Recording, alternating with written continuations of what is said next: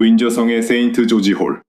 수백 개의 촛불과 은식기가 빛나는 국빈 만찬장은 단순한 연회장이 아니었다. 그곳에서는 자리 하나, 시선 하나, 침묵 하나까지 외교적 의미를 지녔다.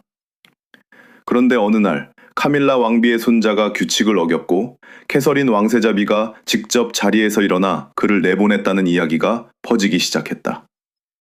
이 장면은 너무 극적이어서 곧 사실처럼 소비됐다.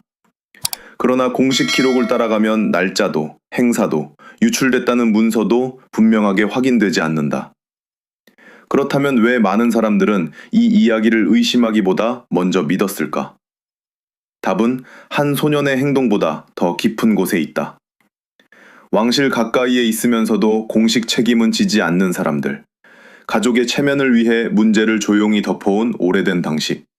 그리고 암 치료 이후 더욱 신중하고 단호한 모습으로 돌아온 캐서린. 이 이야기는 결국 한밤의 소동이 아니라 특권과 책임 사이에서 흔들리는 영국 왕실의 미래에 관한 이야기다. 윈저성의 세인트 조지 홀에서 열리는 국빈 만찬은 단순한 저녁 식사가 아니다. 초대받은 사람들은 국가를 대표하고 왕실은 그들을 맞이하는 순간마다 영국의 품격과 질서를 보여준다. 식기와 좌석의 간격, 연설의 순서, 대화를 나누는 시간까지 치밀하게 계산된다. 손님이 언제 입장하고 어느 문으로 퇴장하는지까지 보안팀과 의전 담당자가 미리 점검한다. 이런 공간에서 한 사람의 돌발 행동은 개인적인 실수로 끝나지 않고 외교적 결례와 안전 문제로 해석될 수 있다. 바로 그 때문에 카밀라 왕비의 손자 프레디 파커 볼스가 만찬장에서 술을 마시고 주변 사람들에게 무례한 말을 한 뒤 휴대전화로 내부를 촬영했다는 이야기는 강한 충격을 주었다. 소문은 캐서린 왕세자비가 자리에서 직접 일어나 홀을 가로질러 갔고 소년에게 즉시 퇴장을 명령했다고 전했다. 그 장면은 조용하지만 냉정한 미래 왕비와 가족을 지키려는 현 왕비가 충돌하는 순간처럼 묘사됐다. 외국 사절들이 숨을 죽인 가운데 경호원들이 소년을 측면 출입구로 데리고 나갔다는 세부 묘사까지 더해지며 이야기는 실제 목격담처럼 빠르게 퍼졌다. 그러나 이 이야기를 공식 기록과 나란히 놓는 순간 여러 질문이 생긴다. 알려진 날짜와 실제 왕실 일정이 정확히 맞지 않고 켄싱턴 궁이 며칠 뒤 무관용 원칙을 담은 문서를 발표했다는 주장도 공개된 공식 자료에서는 확인되지 않는다. 현장에 있었다는 임명의 질문은 반복되지만 누가 처음 이 내용을 전했는지조차 분명하지 않다. 사진도 영상도 없고 왕실 담당 기자들의 독립적인 확인도 이어지지 않았다. 급적인 대사와 완벽한 장면 구성이 오히려 사실보다 잘 짜인 서사를 떠올리게 한다. 그렇다고 이 소문을 단순한 허구로 지부하면 더 중요한 부분을 놓치게 된다. 사실 여부와 별개로 많은 사람이 이 장면을 자연스럽게 받아들였다는 점이다.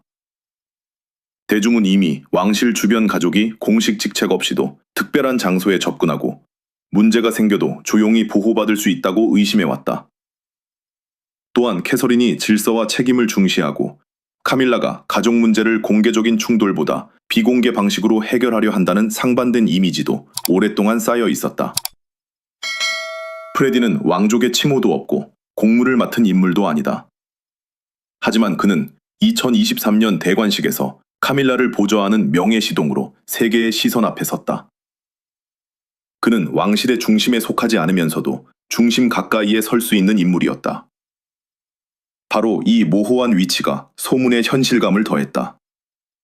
사람들은 그가 누릴 수 있는 접근권은 쉽게 상상하면서도 그 접근권에 어떤 책임이 따르는지는 알지 못했다.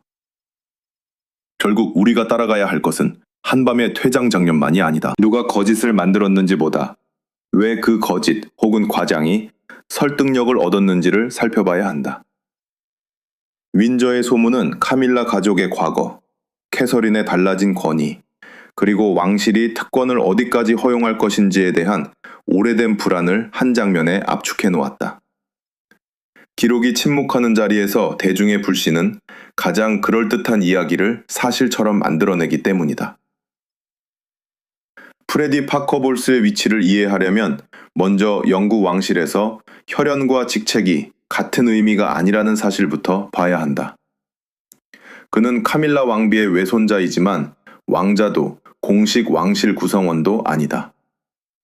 국가를 대표하는 임무를 맡지 않으며 납세자의 지원으로 독립된 공무를 수행하지도 않는다.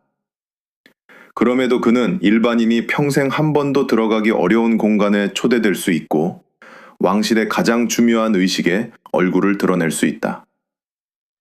2023년 찰스 3세의 대관식에서 프레디는 카밀라를 보좌하는 명예 시동으로 참여했다.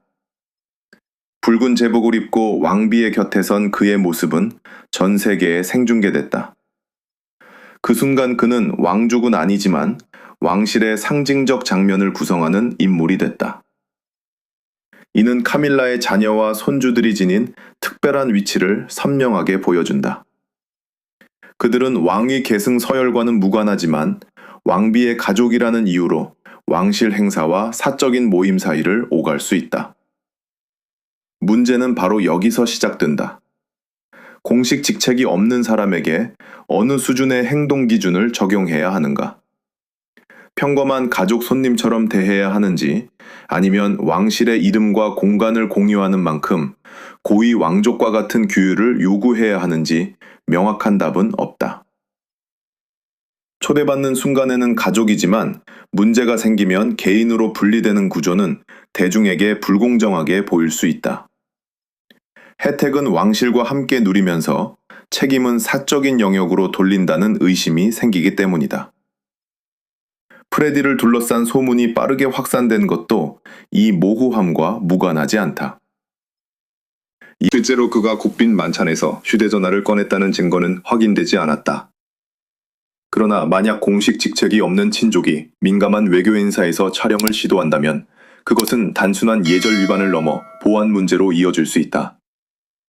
참석자들의 대화, 좌석 배치, 경호 동선이 기록될 수 있고 짧은 영상 하나가 통제되지 않은 채 온라인으로 퍼질 수도 있다. 그렇다고 확인되지 않은 의혹을 미성년자인 프레디에게 사실처럼 덮어 씌워서는 안 된다.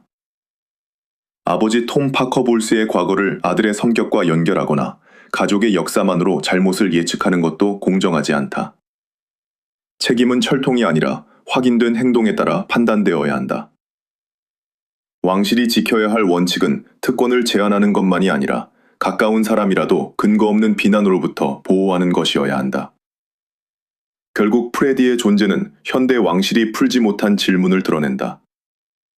왕관 가까이에 있다는 사실은 어디까지 기회가 되고 어느 순간부터 의무가 되는가? 왕실의 문을 통과할 수 있는 사람이라면 누구나 같은 기준을 받아들여야 하는가? 이 경계가 분명하지 않은 한 작은 행동은 언제든 특혜 논란으로 번지고 침묵은 보호가 아니라 은폐로 해석될 것이다. 이 문제의 뿌리는 한 소년에게만 있지 않다. 카밀라가 왕실에 들어오기 전부터 파커볼스 가족은 대중의 호기심과 의심 속에 놓여 있었다. 그들이 어떻게 왕관 가까이에 머물게 되었는지를 이해하려면 비난받던 연인에서 왕비가 되기까지 카밀라가 걸어온 긴 시간을 살펴봐야 한다. 카밀라를 단순히 가족을 감싸는 왕비로만 바라보면 그녀가 왜 공개적인 충돌보다 침묵과 비공개 조정을 선호하는지 이해하기 어렵다. 그녀의 삶은 수십 년 동안 영국 언론의 가장 거센 시선 속에 놓여 있었다. 찰스와의 관계가 알려진 뒤 카밀라는 한 개인이 아니라 왕실 위기의 상징처럼 취급됐고 다이애나 왕세자비의 상처와 결혼 파탄에 대한 대중의 분노까지 고스란히 떠안아야 했다. 카밀라는 1947년 카밀라 로즈메리 샌드로 태어나 1973년 앤드루 파커 볼스와 결혼했다. 두 사람 사이에서 톰과 로라가 태어났지만 결혼 생활은 오래 흔들렸고 결국 1995년 이혼으로 끝났다. 이후 찰스와의 관계는 더 이상 숨길 수 없는 현실이 됐지만 대중이 그녀를 받아들이기까지는 긴 시간이 필요했다.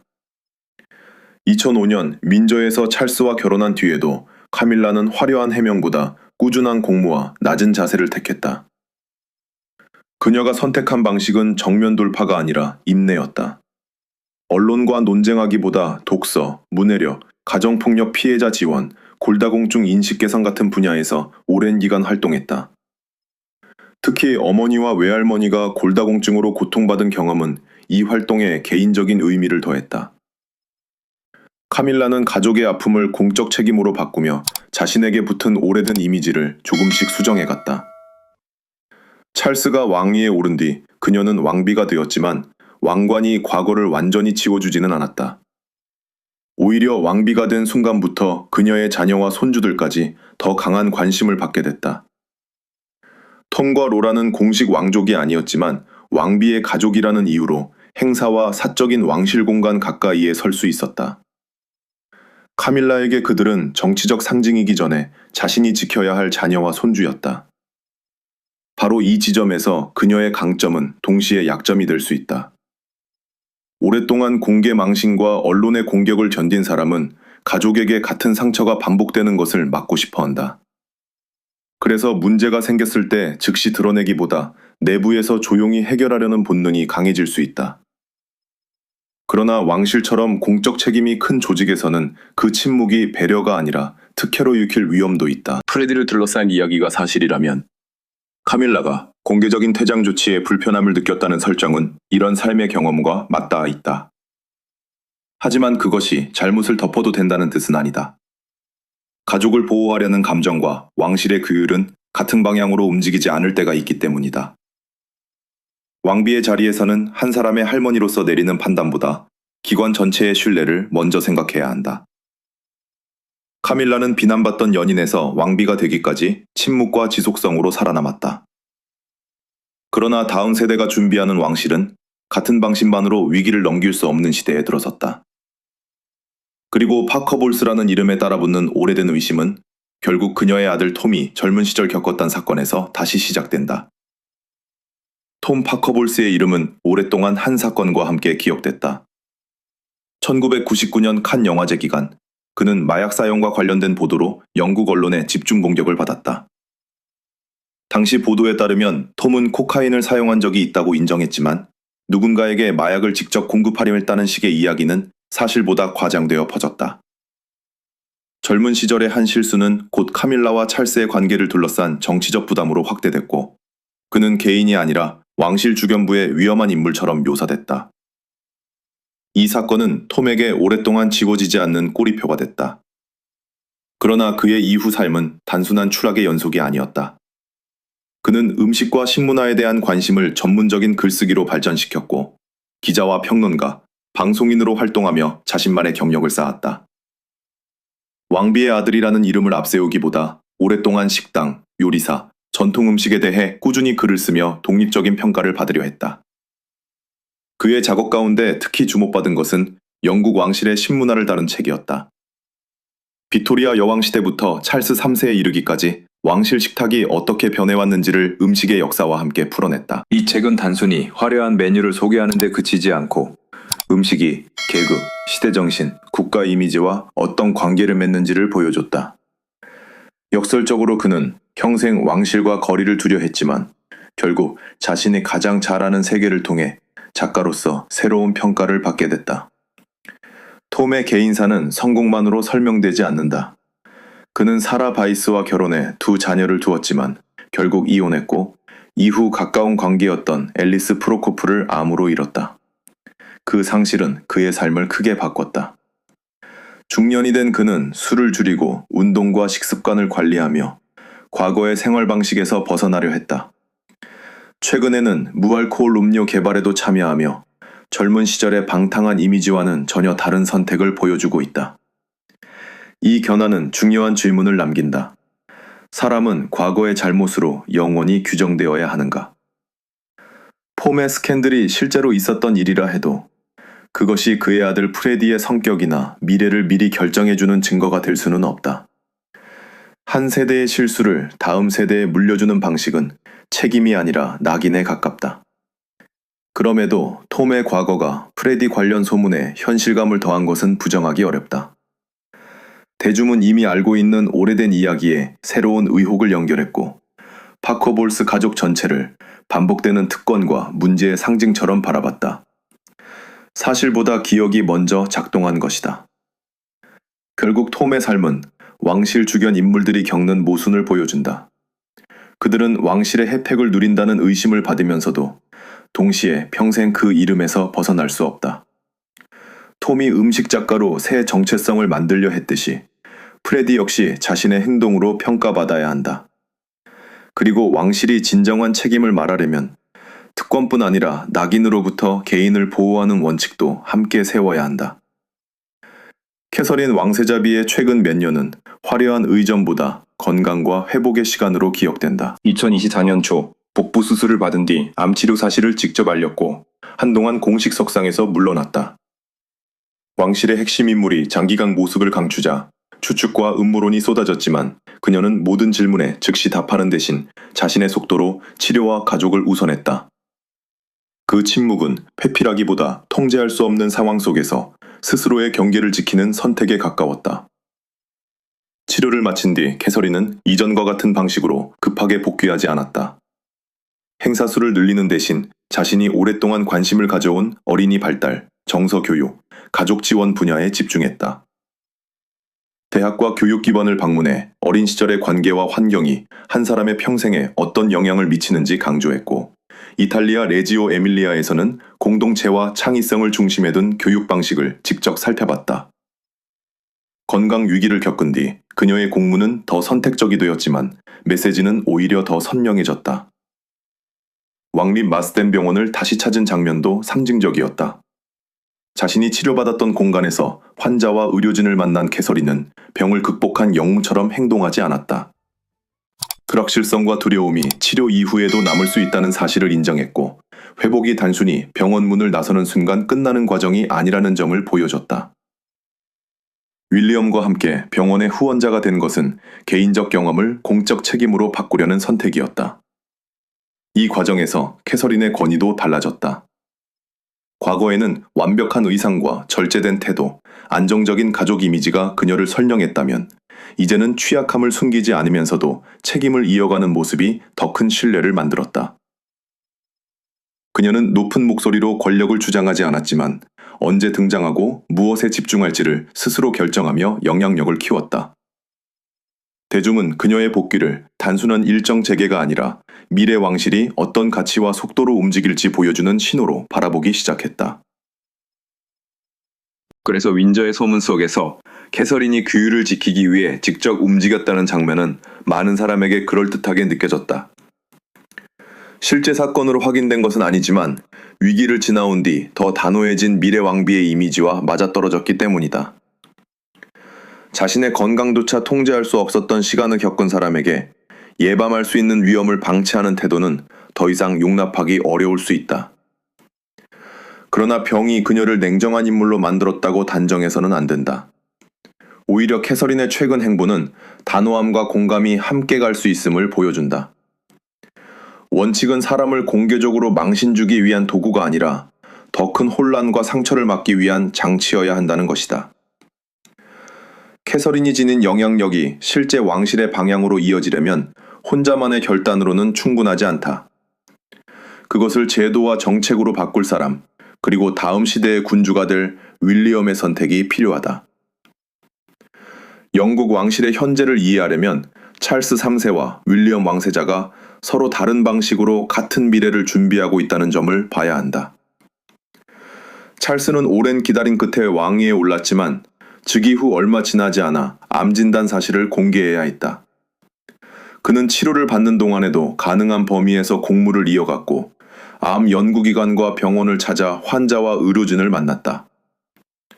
이는 왕이 자신의 병을 숨기기보다 공적인 연대의 언어로 바꾸려 했다는 의미를 남겼다. 찰스의 방식은 연속성과 의무에 가깝다. 몸이 약해져도 왕실의 중심이 흔들리지 않는다는 인상을 유지하고 전통적인 군주의 역할을 끝까지 수행하려 한다. 그러나 그의 건강 문제는 자연스럽게 다음 시대에 대한 관심을 키웠다. 사람들은 윌리엄과 캐서린이 언제 왕과 왕비가 될지를 묻기보다 이미 얼마나 많은 책임을 떠안고 있는지를 바라보기 시작했다. 윌리엄의 리더십은 아버지보다 실용적이고 측정 가능한 목표를 강조한다. 부품 문제를 줄이기 위한 홈워즈 프로젝트에서는 지역 단체와 기업, 자선기관을 연결해 예방과 주거 지원에 집중했고, 어스샷 프라이즈를 통해 환경 문제를 해결할 실제 기술과 사업을 지원했다. 그는 거대한 선언보다 결과를 보여주는 방식으로 미래 군주의 이미지를 만들고 있다. 이런 성향을 고려하면 왕실 주변 인물에게 더 분명한 행동 기준을 요구하는 구상도 충분히 이해할 수 있다. 공식 임무를 수행하지 않으면서 왕실 행사와 공간에 접근하는 사람이라면 최소한 그 장소의 보안과 품위를 지켜야 한다는 논리다. 가족이라는 이유로 예외를 허용하면 작은 실수가 곧 제도 전체의 신뢰 문제로 확대될 수 있기 때문이다. 그러나 윈저의 소문 속에서 윌리엄이 카밀라의 반대를 단호하게 제압했다는 대화는 확인된 사실이 아니다.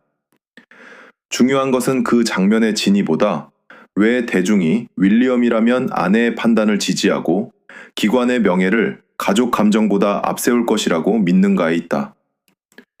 그는 어린 시절 부모의 갈등과 언론의 폭발적인 관심을 경험했고 어머니 다이애나의 죽음 이후 왕실 이미지와 사생활 보호가 얼마나 쉽게 충돌하는지 누구보다 가까이서 보았다. 그 경험은 윌리엄에게 두 가지 교훈을 남겼을 가능성이 크다. 하나는 침묵이 언제나 위기를 해결해주지 않는다는 것이고, 다른 하나는 공개적인 처벌 역시 사람을 파괴할 수 있다는 사실이다. 따라서 미래 왕실이 선택해야 할 길은 무조건적인 은폐도 감정적인 응징도 아니다. 사전에 명확한 기준을 세우고 문제가 생기기 전에 책임의 범위를 알려주는 방식이어야 한다. 찰스가 전통의 무게를 지키며 시간을 이어가는 왕이라면 윌리엄은 그 전통이 현대 사회에서 살아남을 수 있도록 구조를 바꾸려는 후계자다. 캐서린은 그 변화에 공감과 절제를 더한다. 결국 세 사람의 과제는 왕실을 더 차갑게 만드는 것이 아니라 누구에게나 같은 원칙이 적용되는 기관으로 바꾸는 데 있다. 이 변화가 성공한다면 왕실의 문은 더 좁아질 수 있다. 하지만 그 문을 통과하는 사람에게 요구되는 책임은 이전보다 훨씬 분명해질 것이다. 이제 남은 질문은 하나다. 특권을 가족의 권리로 굴 것인가? 아니면 행동으로 지켜야 하는 조건부 신뢰로 굴 것인가? 윈저에서 벌어졌다는 이야기가 사실인지 아닌지는 끝내 명확히 확인되지 않았다.